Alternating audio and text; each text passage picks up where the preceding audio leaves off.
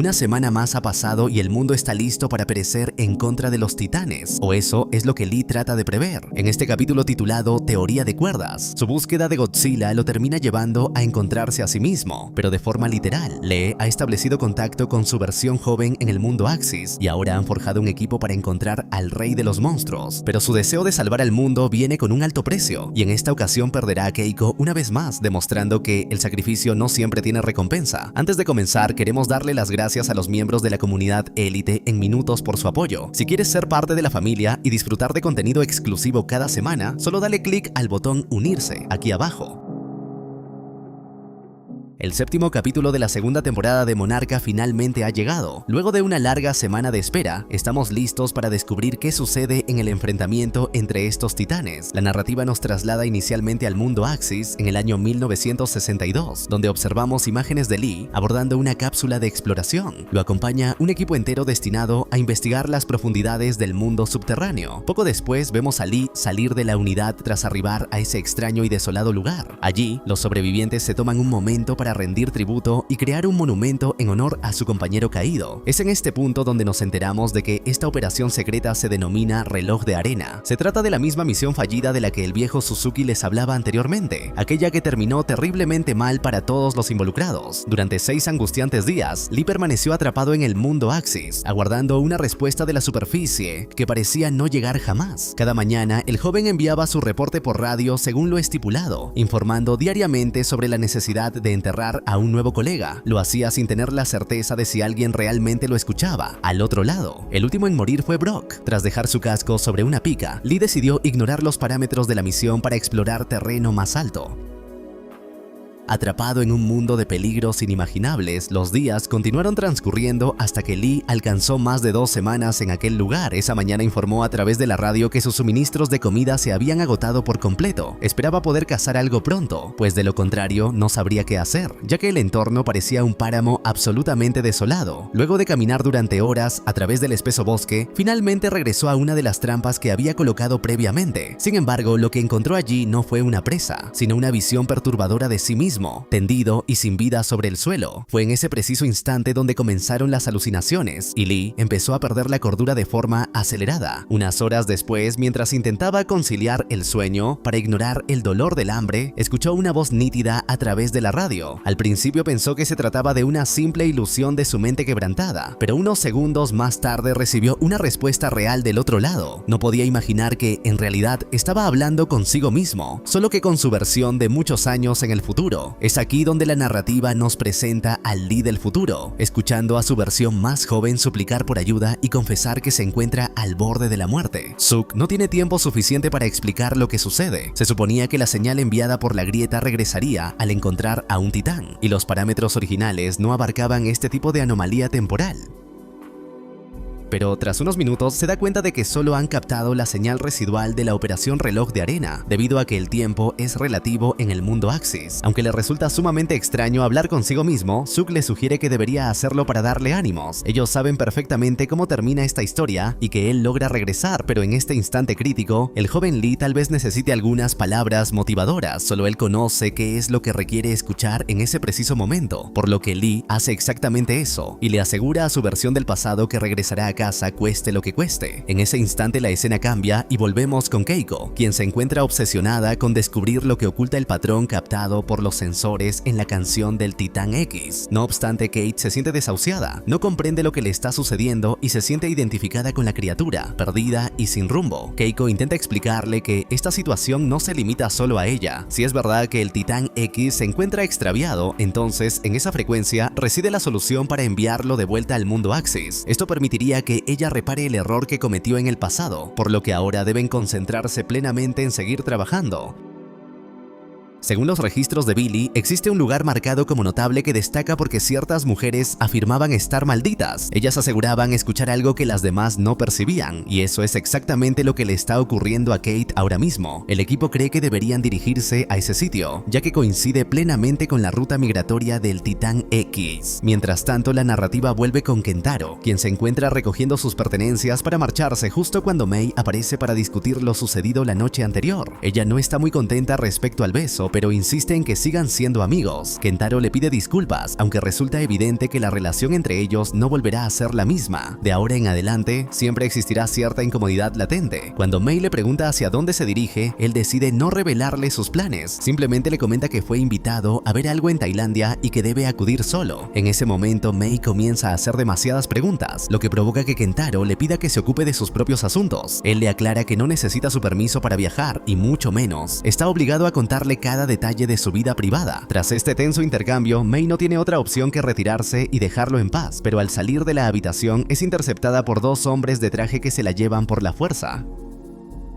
De regreso con Lee, a este se le ocurre una idea sumamente arriesgada. Resulta que en 1962 su versión joven no tenía conocimiento sobre el paradero de Godzilla, pero él sí posee esa información en la actualidad. Por ello, le pregunta a Zook si sería posible revelarle al muchacho la ubicación exacta del titán para que éste le dispare un rastreador, permitiéndoles así localizar la señal en el presente. Mientras Zook busca la manera de hacer viable este plan, Lee le pide a su versión joven que regrese al punto de entrada donde dejaron la cápsula. Allí encontrará material suficiente para construir un dispositivo de rastreo que puedan utilizar con Godzilla. Confiando únicamente en la voz que emana de la radio, el joven Lee decide emprender el largo camino de vuelta hacia la cápsula. Sin embargo, mientras recorre el denso bosque, se observa que una criatura ha detectado su rastro y comienza a acecharlo. Al mismo tiempo que esto sucede, la narrativa nos traslada a Tailandia, donde Kentaro se encuentra a bordo de una camioneta. Allí lo espera Isabel, quien está dispuesta a mostrarle por qué Apex Cybernetics es diferente a Monarca, asegurando que el cambio es positivo. La joven pasa la mayor parte del tiempo en una lujosa casa que su padre le obsequió al cumplir 21 años. Esta mansión se encuentra oculta en medio de la selva bajo una montaña. Es un lugar increíble que obtuvo a cambio de sacrificar la cercanía con su padre, a quien ve muy pocas veces. Kentaro le menciona que para su cumpleaños número 21 su padre solo le regaló unos audífonos, por lo que admite que en lo que respecta a obsequios ella definitivamente gana. Unos momentos después dejan de lado la charla social para ir directo al grano y Isabel le pide que la siga hacia el interior de las instalaciones. En ese instante regresamos con Zook, quien le está proporcionando indicaciones precisas pero confusas al joven Lee sobre cómo construir un rastreador utilizando los escombros que quedaron de la cápsula destruida. Sin embargo, la tarea tomará tiempo, ya que el muchacho es un soldado y no un científico. En el momento en que observa la tabla de circuitos, parece como si estuviera descifrando jeroglíficos antiguos, por lo que deben tenerle mucha paciencia. Por otro lado, a mitad del océano y a bordo del barco número 18 de Monarca, los hombres que se llevaron a Mei la conducen directamente ante Tim, quien tiene asuntos muy importantes que tratar con ella. Él exige saber qué ocurrió con el plan original, pues se suponía que colaborarían juntos en lugar de que ella desapareciera de la faz de la Tierra para trabajar con la bruja Holland. Tim le recrimina todo lo sucedido, asegurando que si ella no hubiera ayudado a Brenda, Hiroshi todavía seguiría con vida, aunque es probable que tenga razón. Mei se niega rotundamente a aceptar la culpa por la muerte del padre de su amigo. Lo que sí resulta innegable es que el dispositivo creado por Mei terminó confundiendo al titán. Ahora, la criatura se ha desviado por completo de su ruta migratoria y vaga por el planeta como un ciego en la oscuridad. Se estima que muy pronto llegará a una zona densamente poblada, y Tim no quiere ni imaginar las consecuencias catastróficas que eso traería. Mei insiste en que nada de esto es su responsabilidad y sugiere que Tim debería comunicarse con Brenda si busca la verdad. Sin embargo, él le revela que ya lo hizo y que toda la organización Apex Cybernetics le ha dado la espalda. De hecho, existen órdenes de captura vigentes tanto para Jordan como para ella. Tim le advierte que, si no desea pasar el resto de sus días en prisión, lo mejor será que comience a colaborar y deje de hacerse la víctima. Necesitan comprender con urgencia qué efecto tuvo su código en el Titán X para redirigirlo a su ruta migratoria original y garantizar que no lastime a nadie más. Mientras tanto, la narrativa regresa con Kentaro y Isabel. Ella le confiesa que es adoptada, razón por la cual siente que su padre nunca la ha preferido. Explica que, durante años, sus padres intentaron concebir sin éxito hasta que decidieron adoptarla. Sorpresivamente, un año después, su madre quedó embarazada de Maya, la hija milagro, quien se convirtió en la favorita y provocó que Isabel fuera relegada a un segundo plano.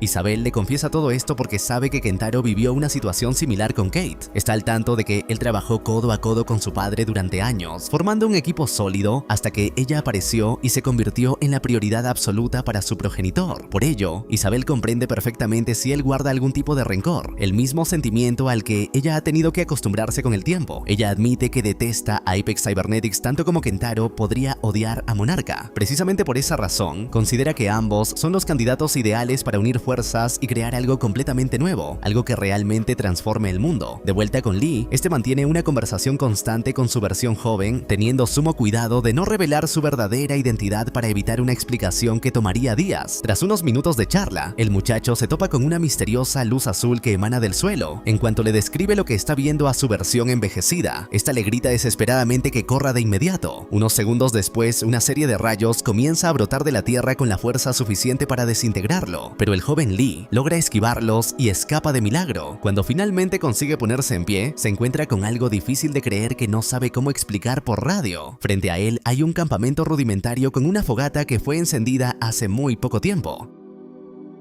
Cuando el joven Lee se acerca con cautela hacia aquel lugar, se encuentra con un sensor que reconoce de inmediato. Se trata del mismo dispositivo que Keiko ha utilizado durante toda su vida, lo que provoca que la situación se vuelva extremadamente difícil de comprender. Efectivamente, Keiko está allí y sigue con vida, un hecho que no le habían comunicado previamente. Es en este preciso instante cuando la versión joven de Lee comienza a desconfiar profundamente de las instrucciones que recibe a través de la radio, obligando a su versión adulta a revelarle la identidad de su interlocutor. Al conocer la verdad, el chico entra en pánico, convencido de que ha perdido la cordura por completo. El viejo Lee intenta desesperadamente hacerlo entrar en razón, pero el joven se deja llevar por sus propios pensamientos y lo ignora. Olvida por completo la misión del rastreador y decide seguir el rastro de Keiko, decidido a encontrarla dentro de los confines del mundo Axis. Luego de un tiempo inspeccionando los alrededores, el joven Lee logra divisar a Keiko a la distancia. En ese momento le pregunta a su versión del futuro si debería actuar y confesarle finalmente que la ama. Después de todo, recuerda que en su carta de despedida ella mencionó que tal vez en otra vida o en otro mundo ellos podrían haber estado juntos. El viejo Lee le advierte que no tiene la menor idea de lo que podría ocurrir si decide intervenir en el pasado. Es evidente que cualquier acción alterará el futuro y existe el riesgo de que sea para peor. No considera que valga la pena arriesgar aquel mañana donde ella es finalmente rescatada y devuelta a la superficie por un simple instante de amor entre ambos. Posteriormente le habla sobre Kate y Kentaro, los hijos de Hiroshi, describiéndolos como los jóvenes más maravillosos que conoce. Le confiesa que ahora los quiere como si fueran suyos y que no desearía perderlos por nada del mundo.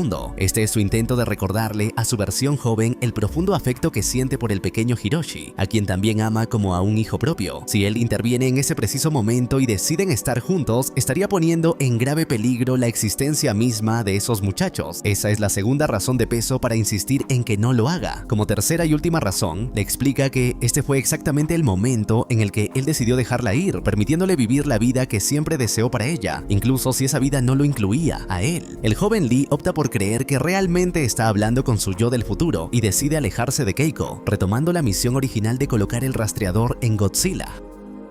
De regreso en la actualidad, Keiko y su hija han llegado finalmente a la aldea que supuestamente estaba maldita, aquel lugar donde las mujeres aseguraban escuchar el llamado del titán. Allí encuentran una puerta extraña que exhibe una clara señal de prohibido el paso. Sin embargo, debido a que todo luce bastante antiguo y descuidado, deciden que no es momento de obedecer las reglas. En el interior, se topan con una especie de cementerio ceremonial repleto de lápidas con escrituras y formas inusuales que se asemejan a los tentáculos de la criatura. Lo más relevante es que, en el fondo de la aldea, se oculta un enorme pozo que se extiende muchísimos metros hacia la profundidad, desde donde Kate puede escuchar con total claridad la voz del titán. Ahora, la joven necesita que su madre la ayude a descender a ese lugar para conectar nuevamente con el llamado. No obstante, Keiko no puede evitar recordar los trágicos eventos ocurridos en Kazajistán y cómo ella misma cayó por un pozo similar, por lo que se resiste a poner la vida de su hija en riesgo. Por otro lado, luego de que Mei acepta colaborar con Tim para analizar el fragmento de tentáculo hallado en la isla, él decide confesarle la verdad. Lo de las órdenes de captura de Apex Cybernetics era mentira. Le revela que Brenda ni siquiera la mencionó en los reportes oficiales, por lo que ella ha salido completamente librada de todo el asunto.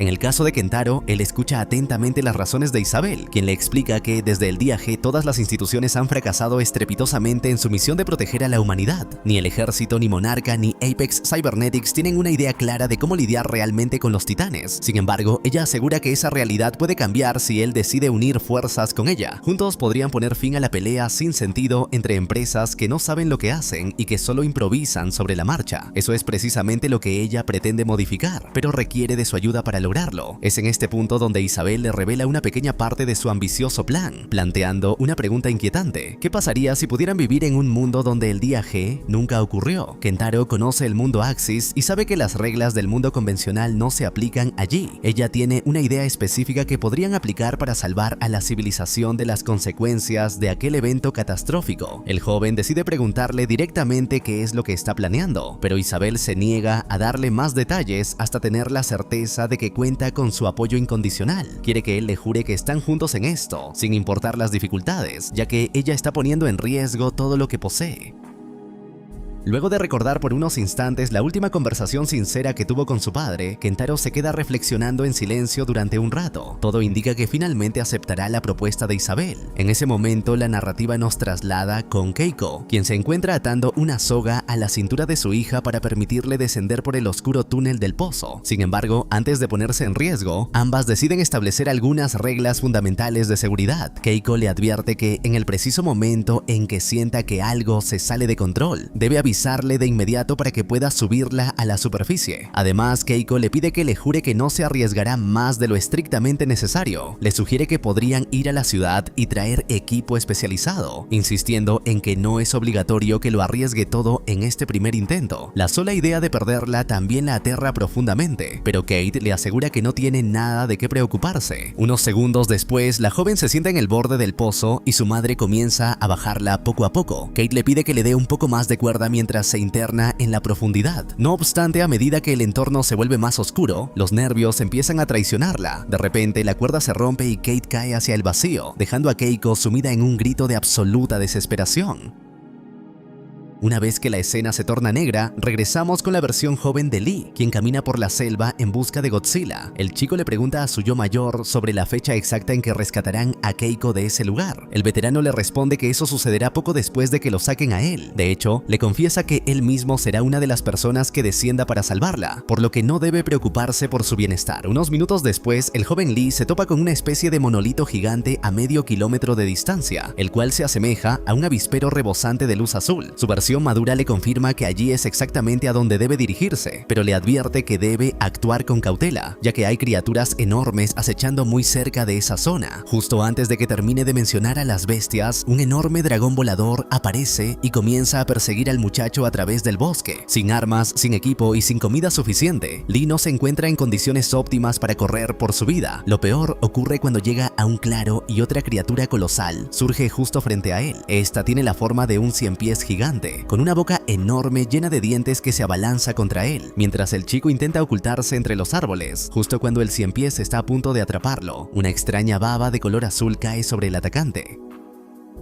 Esta baba termina solidificándose rápidamente e impide que el ciempiés pueda moverse. En ese preciso instante, el imponente dragón volador aparece y se lleva a su presa, salvando a Lee de una muerte segura. Unos minutos después, el joven finalmente llega hasta el monolito. Aunque la estructura parece ser de roca sólida, su versión más vieja le explica que se trata en realidad de una especie de caparazón. Solo debe atravesar una pequeña sección para poder ver al titán que se encuentra del otro lado. Confiando plenamente en la voz de su yo del futuro, el joven Lee toma un martillo y comienza a golpear la superficie, confirmando que la instrucción era correcta. Luego de que un par de fragmentos de roca se desprenden, logra divisar la piel del titán. Aunque no puede asegurar con certeza que se trate de Godzilla, es indudable que es una criatura colosal. Siguiendo las indicaciones de Suk, el chico coloca el rastreador sobre el titán y segundos después, el viejo Lee visualiza la señal en su tableta. Sin embargo, no hay tiempo para celebrar. En ese preciso momento, el titán decide despertar y todo el caparazón comienza a fragmentarse, dejando caer enormes bloques de piedra por todas partes. Con la imagen de la enorme pata del titán, regresamos con Kate, quien ha caído al fondo del pozo. Desde allí puede escuchar con total claridad el llamado del Titán X a través de una fuente de agua subterránea.